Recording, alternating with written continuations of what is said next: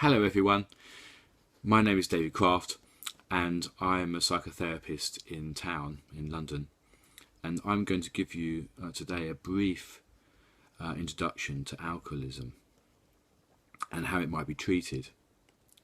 The term alcoholism in the medical books is used to talk about people who have a problem with drinking and it's become, well, it's got out of hand.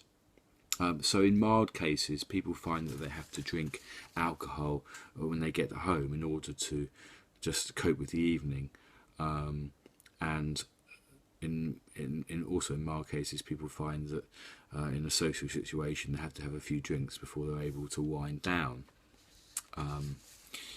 In more severe cases, obviously that involves not too much alcohol in the mild case, but in more severe cases, people are simply unable to function.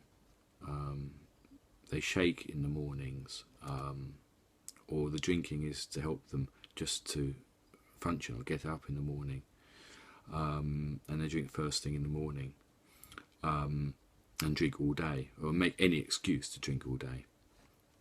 But also severe cases, they might not drink during the day, but they drink heavily at night. And this is not binge drinking if it's every day. This is alcoholism. Binge drinking is something that is very different. That involves drinking very occasionally, but to excess.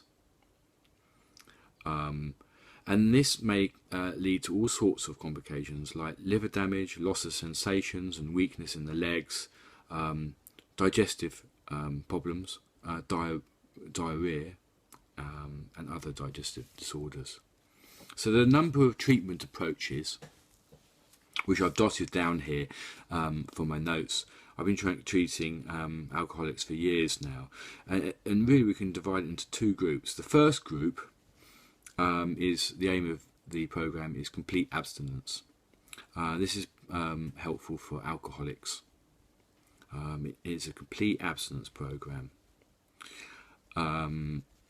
And the second group, the aim of the therapy is that the person is still able to drink socially once the treatment has been completed.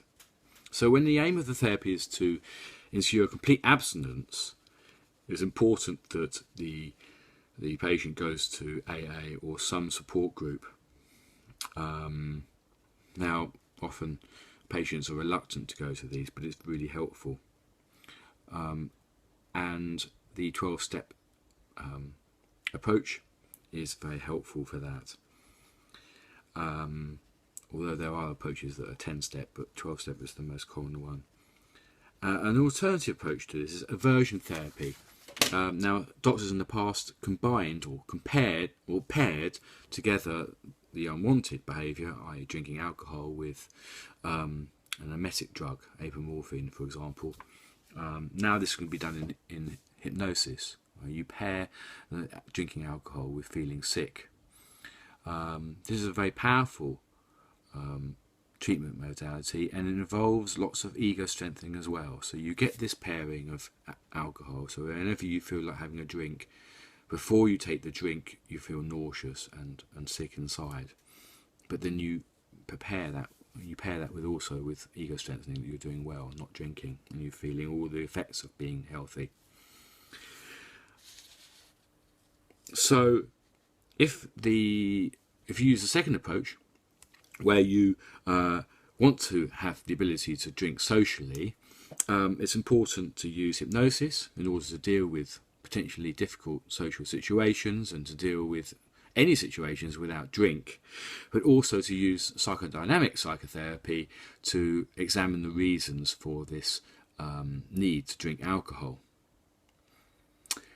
Stopping completely drinking alcohol is not easy, because often people go to the pub and their whole social network is based around drinking.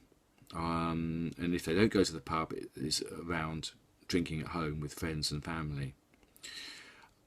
If you'd like to refer a client to me, if you're a doctor in the NHS or in private practice, please contact me. My details are below. if you are a patient, please don't respond to YouTube, but respond by email, and then you can retain confidentiality, because your details have to be confidential. And I look forward to speaking with you. My name is David Kraft. I'm based in Harley Street in London, and I like to be able to help GPs, but also to help patients equally with this fast, rapidly increasing problem in the UK of too much drinking. Okay, I'll speak to you soon. Many thanks. Bye-bye.